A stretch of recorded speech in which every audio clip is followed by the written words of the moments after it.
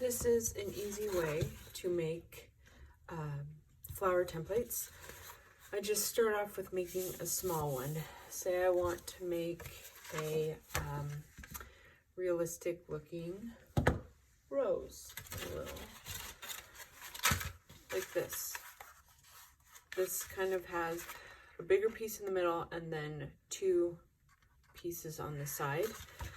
I basically just freehand it because they'll be small. This one will be small, and then I'll use it as a template for my next one. So that's one, and then I'm going to basically go up a side. I like to keep mine in the same color, my templates, because then I know that usually they go together. So if I misplace them and I'm like, oh, where did my, daisy or my peony flower go? I'm like, oh, okay, here's the color that I used, and then I'm gonna look for that same color. Okay, so this one is my first one. This is my small one. Now I'm going to just make it bigger around it. So I'm gonna go this is probably a 1/2 inch around. I just freehand it, obviously.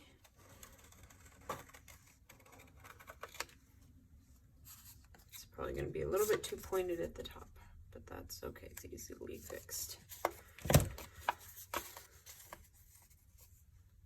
So see, they're not exactly, which is completely fine. They don't need to be exact. Now, if I want to go with another size bigger, so that one would make about a flower around this size.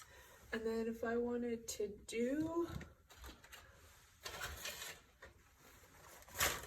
this one, is not quite this size yet. I'm trying to find a flower and it would be that size. Probably this one. This one would be about that size. Now to do a petal around this size, I'm going to just do the last petal I had, and I'm going to, again, use it as a guide, and cut around it about, maybe I'll do a little bit more than a 1/2 inch, so probably like 3/4 of an inch. Honestly, it's just based on preference.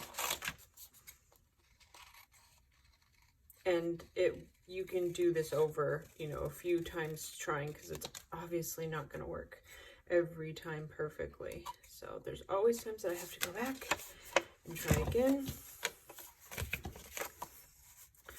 So that would be more like this size, and I use all the same petal to make all of these. So this size petal, or this flower, is used with only one size petal. Same with this,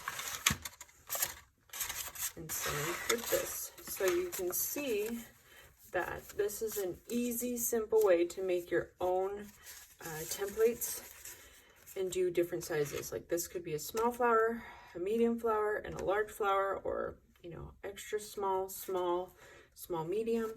And then I would just do the same thing for a bigger petal. And you can do this up until you use the whole paper. So the petal would be the whole size of the paper. See, like this. This one I'll probably use now most of the folded half.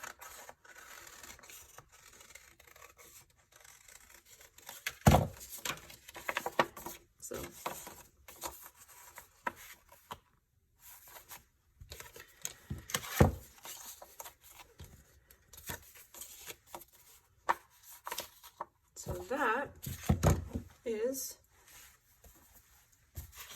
how I make my templates sometimes, not always, but this is the easiest way, I say, for beginners that have never made a template before. Just basic, very basic. So this one, same thing. This is going to probably be my largest petal.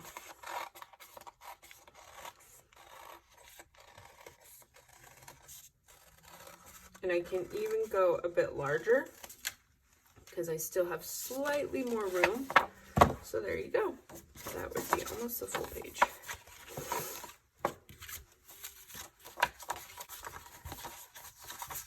So you can see